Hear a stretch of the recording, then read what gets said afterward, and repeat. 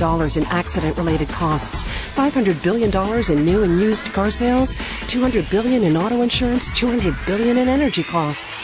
Will the taxi and truck driver eventually fade away like CDs, newspapers, and magazines? How will mobility disrupt your industry? Join the conversation at the Exchange.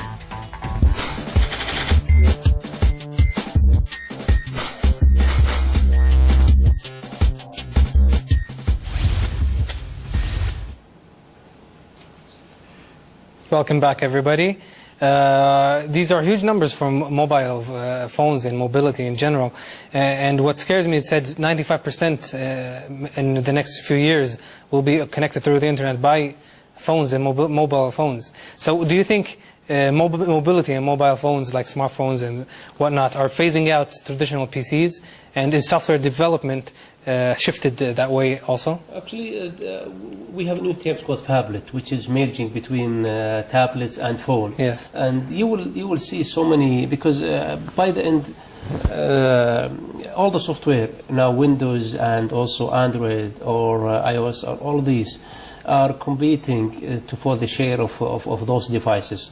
And each one of them, they will put anything that related to their device and the software and the application to the hand of the human being. So they are competing on phablet, tablets, mobile phones, smart mobile phone. So all of these will be merged, and by the end you will have I'm not that small, little devices that you can carry, and everything you can do it. If not your hand, you can do it by your speech, by eyes, by waving and moving. Even they are thinking about, even they build a small chip inside your head, and then even through your eyes or through your thinking, computer will. So there is so many things can be done. You will see it in the future, especially from the computer wise and from the tablets and phablet wise. It is the size. There is competition in the size and the slim and the usability of it. I will give some. One of the big use of mobility is the telework and telecommute, because of the, as you see that, because of the mobility and because of the broadband and data availability worldwide, and it is moving very fast. Many companies now, they said, we don't want you to come to the work because it's cost to us. We have to allocate space, we have to allocate computers, and also we have to pay for the transportation. There's so many companies. I'm thinking about Japan and also in Europe and the States. They applying the telework concept, and we hope inshallah recently in Saudi Arabia will be applied also. And also some companies in Saudi already they are applying it for some jobs. We talk about in the United States there is over 100 jobs that they are doing totally done over telework. Even in the United States, part of their regulation now, because of the economy and also for the health and or for the nature and all of that, it's mandatory that the organization should have part of their job at telework. If a woman want to work at home, they have the right to work at home if she had the children. This is the United States, and this is inshallah going to happen in Saudi Arabia, that the woman that who have children has the right to work, because of the broadband is there, the mobility is there, the internet is there, and the cloud is there. So I will be able to access more cost effective to be. Yeah, and there is one of every 5 employees worldwide, they are working apart from their office, and this is the opportunities for us here in Saudi Arabia and also in the Arab, especially in Saudi. They predict that by year 2015, within 3 years, will be over 4 million jobs available worldwide related to social computing, cloud, and big data, and only third of that will be filled. So you will talking about around 2.5 million to 3 million jobs will be available in those areas. So this is where our economy, our industry, our education should be focused on those areas, because this is where the jobs will go. I will give you other examples related to mobility, which is just an example of successful companies, which is people like to hear about. There is a company doing fitness, wearable fitness, and called Map My Fitness, which is, you can search on the net, it's called My Fitness. They produce bands that the athletes they are wearing. They get over 20 million users. Recently, within a few months, it's been acquired by a retail company. They're selling athlete clothes for $150 million. So you think about the startup companies, they are just producing wearable for athletes.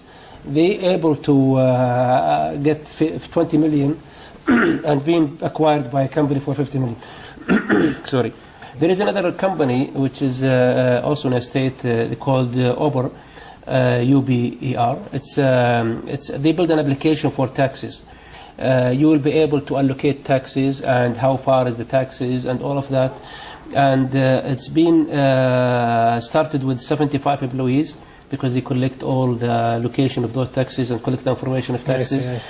And now they are covering over 35 cities. And they generate over 125 million US dollar, and their value as of today is over 3 billion US dollar. Which is a very big just number. An application Yes. that for Yes. taxes. Speaking of value, we of course saw WhatsApp being bought by Facebook, and while we're talking about Facebook, our last topic for today is social networking. Yes. What do you think personally about social networking first? A social network is actually I'm calling it the suite of all these things that we are talking about, because without socials, people will not be able to share knowledge, not to share even wishes, share needs. All of these things is done through social, and it is up to us that how to use social. Is it bad or good? It's the social is there, and this is. Unfortunately, I'm calling it that in every countries, big countries. I will give you, for example, you mentioned WhatsApp. WhatsApp has been originated in the United States. In other countries, for example, in Russia, they originate a software called Telegram. It is Russian software, Telegram, and owned by a company similar to Facebook. It is Facebook. They bought WhatsApp because they want to strengthen their position in mobile. VK, it's a social similar to Facebook in Russia. In Russia, they have over 230 million subscribers, as like Facebook. They also connected to Telegram, so it's the same concept. In Japan, they have a software called Line. In Korea, they have something called Kakao, and every you will find every big company of those countries, they have their own software because they care about the data of their people, course, yes. And they want to maintain their data. And the other thing is not about also building the application, it's also building the structure for that application. For example, what we lack often, the Arabs, is the huge data centers and huge cloud computing. And also, there is some companies already, they have their own, they mentioned that they have data centers, also cloud computing, but the cost to be connected to those is huge. If you compare it to, for example, go to United States or Europe or to other countries, if you want to get to access to cloud computing, compare the cost there to be connected, if you have a software hub or an application connected there, compare it to the prices that being given in the Arab world in general. It's huge, and this is the barrier, and this is what we need to be done in the Arab. If we want to succeed, we have to lower the cost, and also we should not focus about the cost of data center, cost of the information that collected data center and will be residing within the country. This is something we have to work on, especially. Thank you very much, Mr. Mansour, for being with us today. Ladies and gentlemen, that's all the time we have for today, and thank you for watching, and I wish you a great rest of the week. Thank you very much. Thank you.